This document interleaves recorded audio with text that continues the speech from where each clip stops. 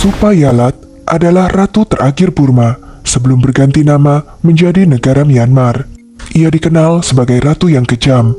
Di sisi lain, ia dipuji atas kepeduliannya yang besar terhadap rakyat Burma dan kepeduliannya untuk meningkatkan kualitas hidup mereka. Dikatakan ia terlibat dalam plot penghabisan massal sekitar 100 orang pangeran dan putri kerajaan untuk memuluskan jalan calon suaminya untuk naik tahta. Bagaimana kisah lengkapnya?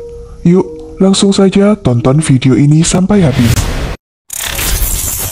Supayalat lahir pada tanggal 13 Desember 1859 di Istana Kerajaan Mandalay sebagai anak kedua dari 3 putri Raja Mindon dan Sinbyu Masin. Ia mempunyai kakak kandung bernama Supayagi dan adik kandung bernama Supayalai. 3 ratu kelas atas Mindon lainnya tidak memiliki anak. Karena itu, Sinbyu Masin, ibu dari Supayalat, menjadi lebih berkuasa setelah kematian ratu utama Setkia Dewi. Sedangkan Pangeran Tibau sebaliknya adalah putra seorang ratu tingkat menengah, Lause Mibaya. Namun dia terpelajar dalam mendalami kitab suci Buddha dan juga dididik oleh misionaris Dr. Marx dan menjadi salah satu putra kesayangan Mindon. Pada tahun 1878, Pangeran Tibau menggantikan ayahnya setelah pembantaian berdarah. Sinbyu Masin menjadi dominan di Istana Mandalay selama hari-hari terakhir Raja Mindon. Dengan kedok bahwa Mindon ingin mengucapkan selamat tinggal kepada anak-anaknya, Sinbyu Masin menyuruh semua keluarga dan kerabat kerajaan yang berusia hampir sama dengan Pangeran Tibau dan yang berpotensi menjadi pewaris tahta dibantai tanpa ampun untuk memastikan bahwa Pangeran Tibau yang akan mewarisi tahta. Banyak sejarawan dan media menuduh Supayalat juga turut merekayasa pembantaian tanpa ampun tersebut. Meski demikian, ia selalu membantah terlibat dalam plot itu, yang mungkin direncanakan oleh ibunya dan menteri lainnya, termasuk kanselir Kinwon Min Ki Ukaung. Saya masih remaja saat itu, dan terlalu muda untuk melakukan tindakan yang tidak manusiawi seperti itu. Tindakan itu pasti diorganisir oleh para menteri dan pejabat. Sinbyu Masin yang ambisius setelah menempatkan Pangeran Tibau di singgasana memberikan putri tertuanya, Supayagi atau Putri Mongnau untuk menjadi ratunya. Tetapi Supayalat yang sebelumnya telah memiliki hubungan tersembunyi dengan Tibau tidak menyetujui keputusan ibunya. Ia pun bertindak. Sewaktu upacara pernikahan kerajaan, tiba-tiba Supayalat muncul di samping kakak perempuannya untuk diurapi menjadi ratu pada saat yang sama, hal yang tidak pernah terjadi sebelumnya dan tidak sesuai adat kuno. Dan di malam pertamanya, Raja Tibau menghabiskan malam bersama Supayalat. Supayalat dikatakan telah memaksakan monogami pada seorang Raja Burma untuk pertama dan terakhir kalinya dalam sejarah. Meskipun Tibau juga kemudian menikahi adik bungsunya, Supayalai atau Putri Yametin. Saat mereka naik tahta, Supayalat baru berusia 19 tahun dan Tibau 20 tahun. Ratu Supayalat adalah ratu terakhir Burma. Ia dikenal luas sebagai ratu yang kejam. Di sisi lain, ia dipuji atas kepeduliannya yang besar terhadap rakyat Burma dan kepeduliannya untuk meningkatkan kualitas hidup mereka. Raja Tibau tunduk pada otoritas dan kendali ratu. Meski Tibau adalah raja, mayoritas sejarawan setuju bahwa Supayalatlah yang bertugas menjalankan negara. Namanya menjadi identik dengan kekerasan dan barbarisme akibat kudeta mematikan yang membawanya dan Tibau ke tampuk kekuasaan. Ia adalah orang pertama dan satu-satunya dalam sejarah Burma yang pernah mengubah praktik kerajaan poligami menjadi monogami pada seorang raja Burma dan tidak pernah mengizinkan Tibaunya untuk menerima wanita lain sebagai pendamping. Setelah nantinya suaminya meninggal pada tahun 1916, ia menjadi lebih terlibat dalam urusan pemerintahan dan merupakan pendukung kuat kemerdekaan Burma dari Inggris. Ratu Supayalat terlibat aktif dalam upaya kemerdekaan Burma. Ialah yang memegang kekuasaan untuk menunjuk pejabat dan membuat keputusan atas nama raja. Ia juga memiliki pengaruh besar atas pengadilan dan orang-orang. Pengaruh Ratu Supayalat sangat penting bagi pemerintahan Burma. Ia misalnya mengatur pemenjaraan dan pemecatan beberapa pejabat senior Mindon yang paling berbakat dan dapat diandalkan, termasuk Pu Laing yang meninggal tak lama setelah penangkapannya karena tidak mematuhi raja dan ratu. Pejabat baru yang lebih patuh ditunjuk untuk menggantikan menteri yang dipecat. Tidak seperti banyak pemimpin yang mengincar kekuasaan dan kekayaan, fokus utama Ratu Supayalat adalah memperbaiki kehidupan rakyatnya. Tindakan pertamanya sebagai ratu adalah memberlakukan banyak reformasi yang ditujukan untuk membantu rakyatnya. Ia juga mendirikan sekolah untuk anak perempuan dan bahkan membiarkan mereka belajar membaca yang belum pernah dilakukan di Burma sebelumnya. Salah satu keterampilan yang sangat luar biasa Ratu Supayalat adalah negosiasi. Ia bisa menjaga perdamaian dengan negara tetangganya. Ini menambah kemuliaan namanya pada masa itu. Selama masa pemerintahannya, Burma menikmati perdamaian dengan negara tetangganya saat mereka berjuang untuk mendapatkan kemerdekaan dari Inggris. Namun demikian, bagi orang lain, Ratu Supayalat dianggap berperilaku tidak feminim dan kasar saat ia berusaha mendapatkan kendali atas suaminya, menggunakan seksualitas, rencana, dan pengaruhnya untuk menantang struktur kekuasaan laki-laki konvensional dari para pangeran dan anggota kabinet. Propaganda Inggris menggambarkannya sebagai tiran bejat yang memerintah suaminya dan menentang reformasi apapun dalam sistem politik negara. Raja dan ratu sering digambarkan secara negatif sehubungan dengan aneksasi militer.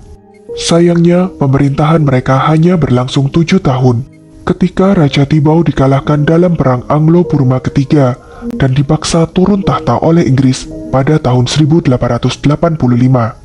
Pada tanggal 25 November 1885, mereka dibawa pergi dengan kereta tertutup, meninggalkan istana Mandalay melalui gerbang selatan kerajaan, menuju ke sungai Irrawaddy, tempat kapal uap bernama Turia atau yang berarti matahari menunggu. Pada saat itu, Raja Tibau berusia 27 tahun dan Ratu Supayalat 26 tahun. Meski demikian, Supayalat tidak pernah kehilangan ketenangannya. Dikatakan ia meminta seorang tentara Inggris di pinggir jalan menyalakan korek baginya untuk merokok cerutu Burma. Saat itu ia hamil dan ditemani oleh suaminya, 2 putri mereka, 2 saudara perempuannya, dan ibunya. Rombongan mereka yang lain mengikuti dengan berjalan kaki. Dalam kekacauan dan kondisi tergesa-gesa yang menyertai penculikan mereka, beberapa permata mahkota menghilang, termasuk batu delima besar bernama Ngamauk. Kemudian, Tibau melihat kesempatan pada tahun 1911 ketika Raja George V mengunjungi India dan menulis untuk meminta pengembalian permata mahkota Burma. Tetapi hanya mendapat balasan bahwa Kolonel Sladen yang bertugas mengamankan batu-batu berharga Burma telah meninggal pada tahun 1890. Ngamauk diyakini kemudian muncul sebagai batu rubi terbesar di mahkota Inggris. Hal ini diakui oleh Putri Kyundong yang bertanggung jawab atas rubi itu dulu sebelum menghilang. Pada tanggal 10 Desember 1885, keluarga kerajaan, kecuali Ibu Suri dan Supayagi yang dikirim ke Tawai, semuanya dibawa ke Madras, di mana putri ketiga Supayalat lahir. Dan pada bulan April tahun berikutnya, mereka dipindahkan ke Ratnagiri di pantai barat, di mana mereka tidak dapat melihat lagi ke seberang Teluk Benggala, ke tanah yang terpaksa mereka tinggalkan. Supayalat melahirkan putri keempat dan bungsunya pada tahun 1887. Mereka tidak diberi tempat tinggal yang layak sesuai dengan status mereka sampai tahun 1911, ketika Istana Tibau dibangun oleh pemerintah. Pada tahun 1914, para putri kerajaan mengadakan upacara tindik telinga menurut adat Burma. Beberapa anggota kerajaan, pejabat istana, dan penghibur termasuk orkestra terkenal Saint Beida dan pemain harpa Dewa Indah Maung Maung Ki dari Burma diizinkan untuk menghadiri upacara tersebut. Meskipun anak sulung Supayalat adalah laki-laki, ia meninggal saat masih bayi, dan ia juga kehilangan seorang anak perempuannya. Tibau dan Supayalat memiliki 4 putri yang hidup sampai dewasa. Supayagi yang tetap tidak memiliki anak merawat keempat keponakan perempuannya selama ia masih hidup. Ia meninggal pada tahun 1912. Ketika Raja Tibau meninggal pada tahun 1916 pada usia 58 tahun setelah 30 tahun di pengasingan, Supayalat berjuang dengan sia-sia untuk mendapatkan kembali jenazah suaminya, supaya bisa dimakamkan dan mendapatkan upacara pemakaman yang layak di Burma. Ia menolak untuk menyerahkan jenazah saudara perempuannya dan suaminya yang dimakamkan di pekarangan istana pengasingan mereka. Namun pihak berwenang akhirnya membawa mereka secara paksa untuk dimakamkan di Ratnagiri pada tahun 1919. Supayalat tidak menghadiri pemakaman tersebut, tapi ia mengirim 2 putri kerajaan ke upacara pemakaman itu. Supayalat kembali ke Rangon pada tahun 1919 dan dikurung di bawah tahanan rumah. Ia tidak pernah diizinkan meninggalkan rumahnya yang terus-menerus diawasi oleh polisi. Ia hidup dengan uang pensiun. Dan di hari-hari terakhirnya, penasihat terdekatnya adalah Takin Godaumaing, penulis besar dan pemimpin nasionalis, yang memujanya karena pendiriannya yang menentang kolonialisme. Supayalat membenci kolonialisme Inggris sepanjang hidupnya. Ia tidak pernah menganggap dirinya terikat pada Inggris yang ia yakini merampok kerajaannya dengan segala kekayaan di dalamnya. Ia menghindari produk Inggris dan hubungan apapun dengan Inggris. Ia hanya mau menemui beberapa pengunjung Inggris yang ia sambut di hadapannya. Di antaranya penulis Inggris Noel Whiting yang bersimpati dengan perjuangan nasionalis Burma. Supayalat meninggal 6 tahun kemudian, pada tahun 1925, tak lama sebelum ulang tahunnya yang ke-66. Meskipun pemerintah kolonial menyatakan hari pemakamannya sebagai hari libur nasional, tapi permintaan keluarga kerajaan agar ia dimakamkan di Mandalay ditolak. Namun pemakamannya diadakan dengan kemegahan dan upacara selayaknya seorang ratu Burma.